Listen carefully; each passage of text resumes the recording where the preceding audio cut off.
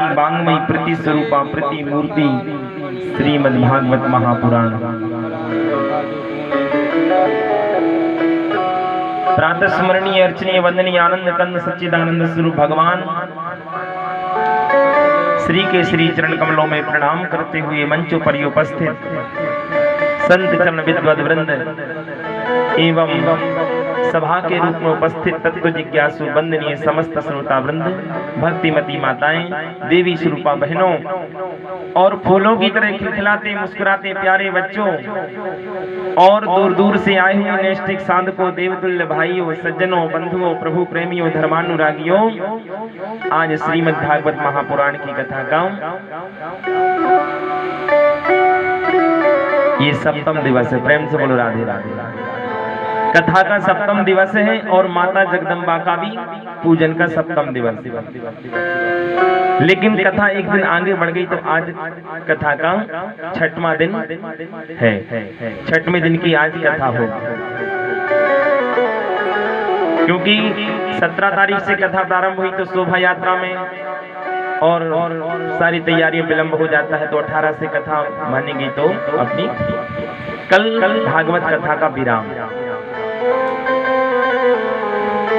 और देखिए आज माँ जगत जननी माँ जगदम्बा सप्तमम काल रात्रि थी। माँ काली का पूजन आज काल रात्रि माता।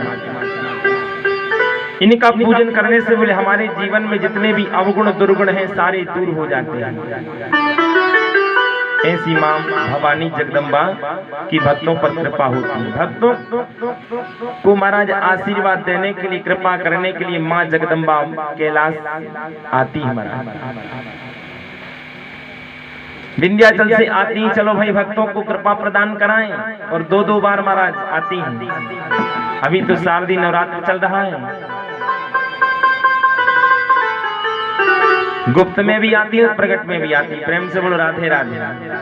तो माँ की यहाँ पर कृपा बरस रही है। हनुमान जी महाराज भी यहाँ पर विराजमान हैं, और ये भागवत की कथा तो कल्प वृक्ष है।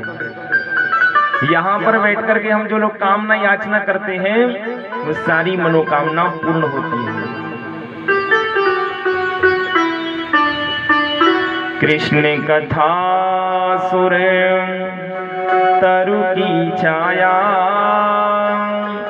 दुख भय दूर निकट जो आया। कृष्ण कथा सुर तरु की छाया, दुख भय दूर निकट जो आया। श्री राम जय राम जय जय राम, श्री राम जय राम जय जय राम।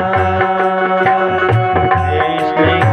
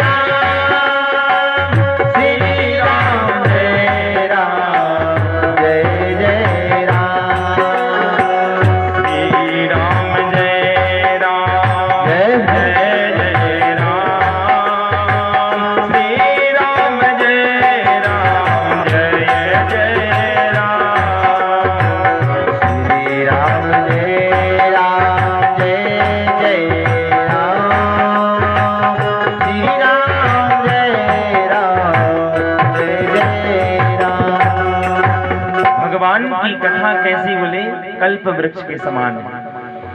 इसकी शरण में आने से बोले महाराज जो मन में कामना याचना है वो हमारी मनोकामना पूर्ण हो जाती है। देखो भाई, कल्प वृक्ष के नीचे बैठने से जो हम कामना याचना करते हैं वो पूर्ण हो जाती है।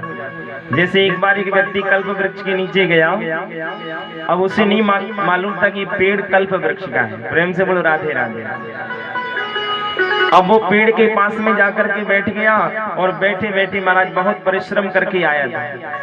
कभी कभी आप लोगों ने देखा होगा, जब आप लोग बहुत दूर लंबी यात्रा करके आते हो, थक जाते हो, तो हम लोग सोचते हैं भैया कोई बढ़िया छाया मिल जाए और बैठने की जगह मिल जाए। तो जैसे ही बैठा वो व्यक्ति को, उसको महाराज नींद आ गई और निद्रा आ गई, आलस प्रमाद आ गया। और जैसी निद्रा आई तो वो पेड़ से हमारा सिर लगा करके टिक के सो गया। अब उस व्यक्ति कितनी गहरी निद्रा लग गई, इतनी गहरी नींद में सो गया कि महाराज रात्रि में उसकी नींद खुली। जैसी रात्रि में जागा वो, उसने विचार किया रात्रि हो गई है। अब भयभीत होने लगा, कांपने लगा, डरने लगा। लेकिन डर तो रहा था, लेकिन महाराज बहुत लंबी यात्रा करके आया था तो उसको बड़ी जोर की भूख लग रही है। मन में विचार किया बढ़िया भोजन मिल जाता तो बहुत अच्छा रहता। इतना विचार किया उस व्यक्ति ने कि 56 प्रकार के व्यंजन बन के महाराज थाली आ गई। उसने जैसी थाली भोजन देखा तो उसने ये विचार नहीं कि थाली कहां से आई है।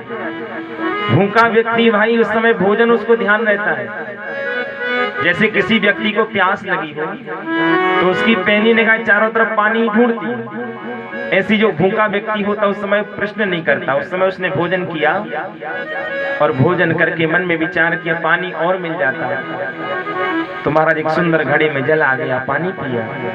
भोजन करके पानी पी करके बैठा था, मन में विचार किया, बोले देखो मैंने जो जो मन में सोचा मेरी कामना पूर्ण होती जा रही है। क्या बात है? कहीं भाई इस पेड़ पर कोई है तो नहीं? ये पेड़ क्या करामाती?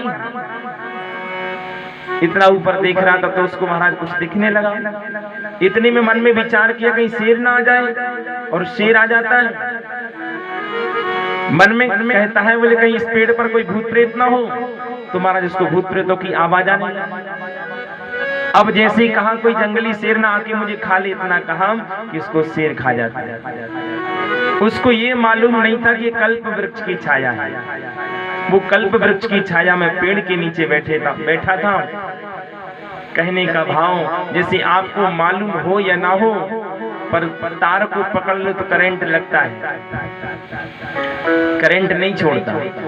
ऐसी आपको जानकारी हो या ना हो, लेकिन अग्नि में आपने हाथ डाल दिया तो अग्नि आपको जला करके ही मानेगी, ये नहीं कि आपको भाई जलाए नहीं। ऐसी भगवान की कथा है, भगवान का नाम है। यदि आपने ले लिया तो जीवन के सारे पाप ताप सब दूर हो जाते हैं। प्यारे सज्जनों,